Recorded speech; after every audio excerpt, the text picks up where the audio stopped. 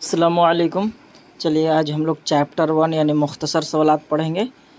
ये चैप्टर 1 ये मुख्तसर सवालात है। अगर आपको पूरी वीडियो चैप्टर 1 से देखना है तो इसी चैनल पे आप चले जाएं प्ले लिस्ट में और वहाँ से देख सकते हैं। तो देखिए ये मुख्तसर सवालात है। इस तरह के सवालात 2 नंबर 3 नंबर में पूछे जाते हैं। तो देखिए सबसे पहला सवाल है कि मियाँ दानिश शेर पढ़ने में कैसी गलतियाँ करते थे। तो मियाँ दानी आपको पढ़ाए थे कि नज़म को नसर बना देते थे।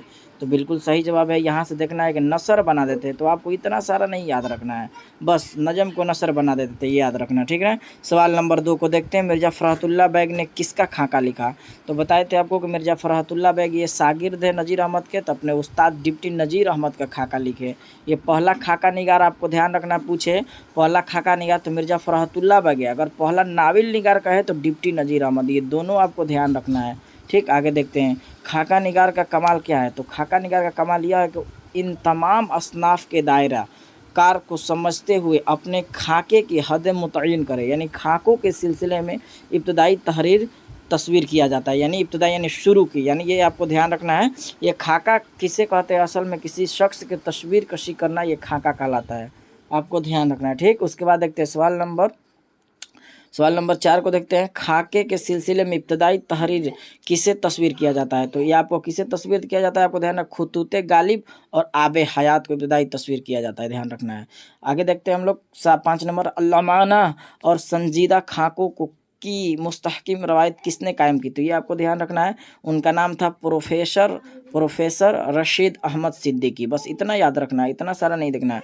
मिर्ज़ा फ़रहतुल्लाह बैग शेर ख्वानी में किस तरह की गलतियाँ करते थे। मिर्ज़ा फ़रहतुल्लाह बैग कह रहा है, तो दोनों ये मियाँ दानी क्या करते थे, नज़म को नसर बना देते थे। मियाँ दानी क्या करते थे, नज़म को नसर बना देते थे। तो आप देखें कि मियाँ दानी जो थे नज़म को नसर बना देते, तो ये फ़रहतुल्लाह बैग किसी गलतियाँ करते थे। तो आपको ध्यान रखना है, फ़रहतुल्लाह बैग एराब की गलतियाँ कहते हैं। एराब किसे कहते हैं, तो जेर जबर पेश को एराब कहते हैं, ये ध्यान रखना है। उसके बाद फ़रहतुल्लाह बैग जो थे एराब की गलतियाँ करते थे। अगर देखिए एराब मतलब जेर जबर पेश, और फ़रहतुल्लाह बैग के सर्फ़ व नहू भी कमज़ोर था, तो ये आपको ध्यान रखना है। आगे देखते हैं मिर्ज़ा फ़रहतुल्लाह बैग के जद्दे अमजद मिर्ज़ा अफ़ज़ल बैग किस बादशाह के दौर में किस मुल्क से हिंदुस्तान आए थे। तो इसका जवाब सुन लीजिए। फ़रहतुल्लाह बैग के जद्दे अमजद मिर्ज़ा अफ़ज़ल बैग ये किसके ज़माने में आए थे। तो देखिए शाह आलम सानी, बस ये बदख्शा से कहाँ आए थे, तो हिंदुस्तान, बस इसका जवाब ये ध्यान रखना है। आगे देखिए खाका निगारी किसको कहते हैं। तो खाका निगारी किसी शख्सियत की तहरीरी तस्वीर कशी को खाका कहते हैं, यानी किसी शख्सियत, देखिए हम आपको यूँ समझा रहे हैं कि जैसे में कोई शख्स है उसको शख्सियत तहरीर यानी लिख कर उसके बारे में इस तरह से तस्वीर खींच देना कि लगे कि इसका ही शक्ल, यानी धुंधलापन, इसे ही तस्वीर का क्या कहा जाता है, खाका निगारी कहा जाता है। यानी किसी के बारे में इस तरह से लिख देना जैसे कि लगे कि उसका शक्ल उभर आ रहा है धुंधलापन का, तो उसे ही खाका निगारी कहा जाता है। ये समझ गए आप लोग।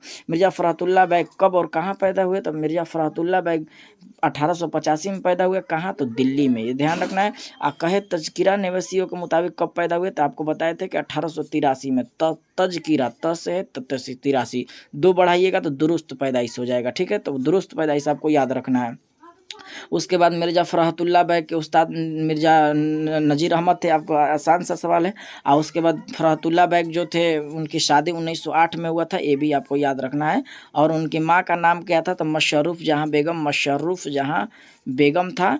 और उसके बाद वालिद का नाम क्या था, तो आपको ध्यान रखना है कि उनके वालिद का नाम क्या था, तो हशमतुल्लाह बैग इनके वालिद के नाम था। तो ये सब आपको याद रखना है, ठीक ना। इसके बाद देखते हैं हम लोग मिर्ज़ा फ़रहतुल्लाह बैग और डिप्टी नज़ीर अहमद में क्या रिश्ता है। तो जाहिर सी बात है, फ़रहतुल्लाह बैग पढ़ने के लिए जाते थे तो शागिर्द हुए, और नज़ीर अहमद मौलवी साहब पढ़ाते थे तो ये उस्ताद हुए।